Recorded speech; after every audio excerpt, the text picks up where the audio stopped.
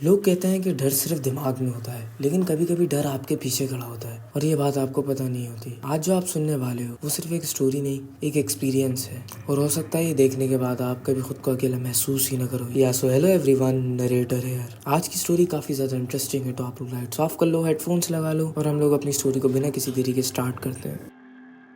मेरा कराची के क्लिफ्टन एरिया में एक छोटा सा रेंटेड फ्लैट था। फ्लैट ज्यादा बड़ा नहीं था, लेकिन मेरे लिए काफी था। मैं वहाँ अकेला रहता था। बस मेरा एक पेट डॉग था जो हमेशा मेरे साथ रहता। उसका नाम शेरू था। शेरू सिर्फ पेट नहीं था, वो मेरी सिक्योरिटी भी था। मेरे फ्लैट के नीचे एक छोटी सी टेरेस की जगह थी जहाँ मैं और शेरू शाम को साथ खेला करते थे। क्लिफ्टन का एरिया काफी ज्यादा सेफ माना जाता है, इसलिए मुझे कभी ज्यादा डर महसूस नहीं हुआ। लेकिन एक रात कुछ ऐसा हुआ जिसने मेरी सोच बदल दी। वो एक गर्म और चांदनी रात थी। समंदर की हवा हल्की हल्की चल रही थी। शाम को मैं अपना डिनर बना चुका था और किचन साफ करके बेडरूम में आ गया। शेरू मेरे बेड के पास फ्लोर पर सो रहा था। मैं बेड पर लेटकर फोन चला रहा था और हॉरर स्टोरीज देख रहा था। टाइम आहिस्ता आहिस्ता गुजर गया। जब मैंने फोन की स्क्रीन देखी तो रात के 1:30 बज चुके थे। उस वक्त पूरी बिल्डिंग में खामोशी थी और तभी बेल बजी। शेरू एकदम से भौंकने लगा। मेरा दिल हल्का सा घबरा गया। इतनी रात को डोरबेल क्यों बजेगा? मैं बेड पर ही बैठा रहा और कुछ सेकंड्स तक वेट करता रहा। मैंने सोचा कि शायद किसी ने गलती से बजा दी होगी, लेकिन कुछ सेकंड्स बाद डोरबेल दोबारा बजी। इस बार शेरू और ज्यादा जोर से भौंकने लगा। मेरे दिल में एक अजीब सी बेचैनी होने लगी। फिर अचानक दरवाजे पर जोर से नॉक की आवाज होने लगी, जैसे कोई गुस्से में हो। शेरू दरवाजे की तरफ घूमने लगा। मैं बेड पर ही बैठा रहा, सोच रहा था कि क्या करूं। दरवाजा खोलना सेफ नहीं लग रहा था। तभी मुझे याद आया मेरे बेडरूम की विंडो रोड की तरफ खुलती है। मैंने हिम्मत की और पर्दे को साइड किया और झांकने की कोशिश करने लगा। रोड पर कोई नहीं था, ना कोई आदमी ना गाड़ी, सब कुछ बिल्कुल खामोश था। लेकिन तभी मुझे टेरेस की तरफ से किसी के पाँव की चलने की आवाज सुनाई दी, जैसे कोई आहिस्ता आहिस्ता चल रहा हो। शेरू अब भौंकना बंद कर चुका था। वो सिर्फ घुर्रा रहा था और सीधा टेरेस की तरफ देख रहा था। मेरा दिल और जोर जोर से धड़कने लगा। तभी एक आवाज ने पूरे सन्नाटे को तोड़ दिया। एक ठंडी सी आवाज बिल्कुल मेरे विंडो के नीचे से। मैं देख रहा हूँ तो खिड़की खोल। शेरू पागलों की तरह भौंकने लगा। मैं धीरे से विंडो के पास गया और बाहर झांका और जो मैंने देखा उसने मेरी रातों की नींद हमेशा के लिए छीन ली। मेरी विंडो के बिल्कुल पास एक आदमी खड़ा था। उसके चेहरे पर एक अजीब सी मुस्कुराहट भरी हुई थी और उसकी आंखें बहुत ज्यादा बड़ी थी। वो आहिस्ता से बोला, मुझे अंदर आने दो। उस आदमी को देखकर मेरी सांस रुक गई। वो मेरी विंडो के बिल्कुल पास खड़ा था। अगर मैं हाथ बाहर निकालता अपने रूम से तो शायद उसका चेहरा टच कर सकता था। शेरू पागलों की तरह भौंकने लगा। लेकिन अजीब बात ये थी कि उस आदमी पर इसका कोई असर ही नहीं हो रहा था। वो बस चुपचाप खड़ा था और सीधा मेरी आंखों में घूर रहा था। उसकी आंखें इतनी ज्यादा बड़ी थी कि लग रहा था वो बाहर निकल जाएंगी। उसके होंठों पर एक अजीब सी मुस्कुराहट छुपी हुई थी। वो दोबारा आहिस्ता से बोला, डरो मत, तुम बस मुझे अंदर आने दो। उसकी आवाज इतनी अजीब और ठंडी थी कि मेरी रीढ़ की हड्डी तक वो ठंड मुझे महसूस हुई। मैंने गुस्से में कहा, यहाँ से चले जाओ वरना मैं पुलिस को कॉल करूंगा। कुछ सेकंड तक वो बिल्कुल खामोश रहा। फिर उसकी मुस्कुराहट आहिस्ता आहिस्ता बढ़ने लगी। फिर अचानक उसने अपना चेहरा खिड़की के करीब किया, इतना करीब कि उसकी सांस गिलास को धुंधला कर रही थी। उसने फिर आहिस्ता से कहा, तुम अकेले नहीं रह सकते, मैं तुम्हारे साथ रह सकता हूँ। मेरा दिल इतनी जोर से धड़क रहा था कि मुझे लग रहा था कि मेरे दिल धड़कने की आवाज उसे भी सुनाई दे रही होगी। विंडोज को लॉक करके पर्दा डाल दिया। शेरू अब भी भौंक रहा था, लेकिन तभी एक अजीब चीज हुई। शेरू ने अचानक भौंकना बंद कर दिया। वो आहिस्ता आहिस्ता पीछे हटने लगा, जैसे वो डर गया। मैंने दोबारा विंडो की तरफ देखा। वो आदमी अब भी वहीं खड़ा था, लेकिन वो हंस रहा था बिना किसी आवाज के। उसकी मुस्कुराहट इतनी बड़ी हो चुकी थी कि उसका